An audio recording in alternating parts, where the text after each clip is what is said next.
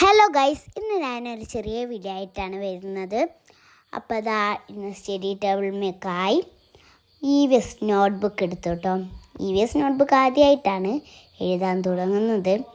അപ്പോൾ ഇതാ പൗച്ചൊക്കെ എടുത്തു. എൻ്റെ പൗച്ചിൽ ബ്ലാക്ക് ഇങ്കും ബ്ലൂ ഇങ്കും ഉണ്ട്. പക്ഷേ എനിക്കിഷ്ടം ബ്ലൂ ഇങ്കാണ്. അതുകൊണ്ട് ഞാൻ എന്ത് ചെയ്തു, ബ്ലൂ ഇങ്ക് പേന തന്നെ എടുത്തു കേട്ടോ. അപ്പോൾ ഗൈസ് നമ്മളൊക്കെ എടുത്ത് സെറ്റായിരുന്നു. ഇനി ഇതാ EVS ബുക്കിൽ എഴുതാം. കമോൺ. അപ്പോൾ ഇതാ EVS ബുക്ക് ഞാൻ പേജ് മറിച്ചപ്പോഴാണ് ഇവിടെ പേരൊന്നും എഴുതാത്ത കാര്യമായിരുന്നത്. അപ്പം എന്ത് ചെയ്തു, നേരെ പേനെടുത്തു.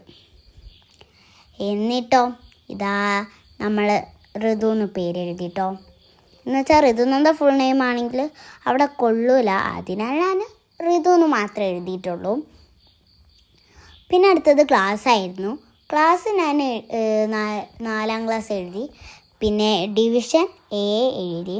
റോൾ നമ്പർ 27 കുട്ടികളിൽ ഞാൻ 24 ഗൈസ്. പിന്നെ EVS സബ്ജക്റ്റും എഴുതി. അപ്പോൾ അതൊക്കെ എഴുതി. ഇനി നമുക്ക് എഴുതാൻ മാത്രമേ ഉള്ളൂ. അപ്പോൾ റഫത്തെ കാര്യങ്ങളൊക്കെ എടുത്തിട്ട് അതിന് കുറച്ചൊരു ഷോർട്ട് നോട്ട് എഴുതാനായിരുന്നു ഹോംവർക്ക്. അതൊക്കെ 2 പേജ് വന്നിരുന്നു കേട്ടോ ഗൈസ്.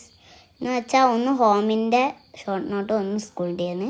അപ്പോൾ ഇന്നത്തെ വീഡിയോ ഇത്രേ ഉള്ളൂ. ബൈ.